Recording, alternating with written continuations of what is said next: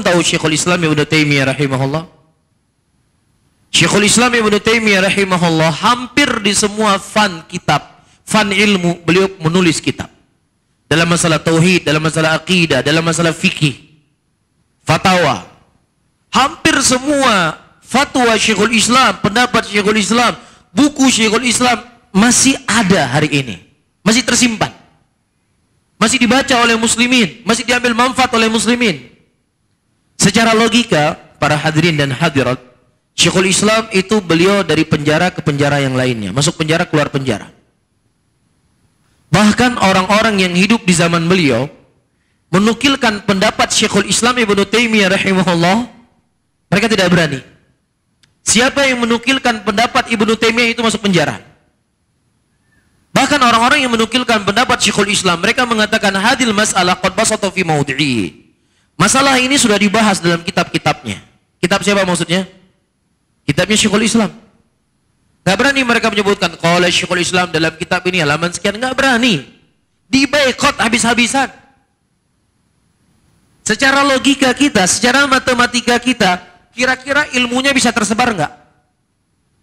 Hah?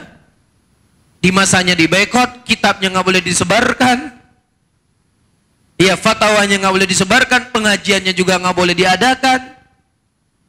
Pada waktu itu, kira-kira secara matematika kita, saya ulangi kembali, bisa tersebar nggak ilmunya?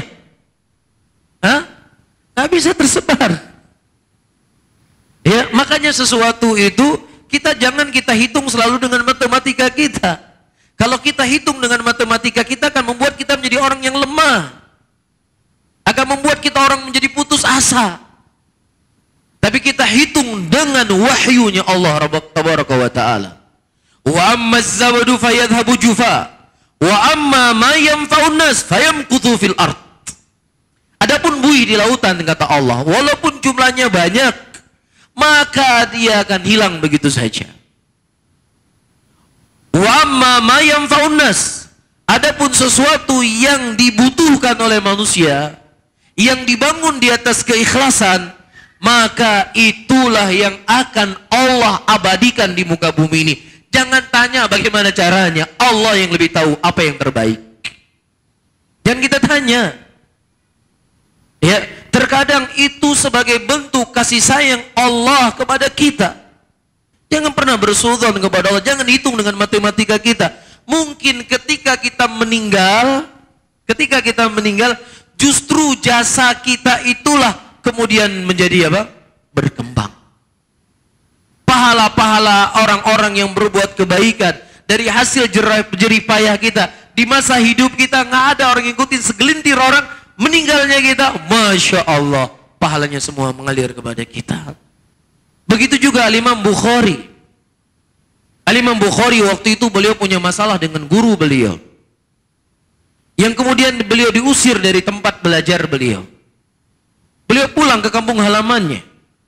Ternyata di kampung halamannya juga tidak ada satupun orang yang mau menerima hadis beliau. Tidak ada yang mau mendengar riwayat dari beliau. Kemudian beliau berpindah ke tempat yang lainnya. Kemudian beliau berdoa kepada Allah agar diwafatkan oleh Allah Subhanahu wa Ta'ala. Namun jasa Al-Imam Bukhari rahimahullah, perjuangan beliau tidak pernah Allah sia-siakan. Tidak pernah Allah sia-siakan. Iya, pasti Allah akan abadikan, Allah kekalkan di muka bumi ini. Hari ini kita bisa membaca Sahih Bukhari. Imam Bukhari meninggal di daerah Samarkandi, di daerah Uni Soviet. Bahkan ketika beliau meninggal hanya disolati segelintir manusia saja. Tidak ada yang menyolati beliau karena diboikot tadi.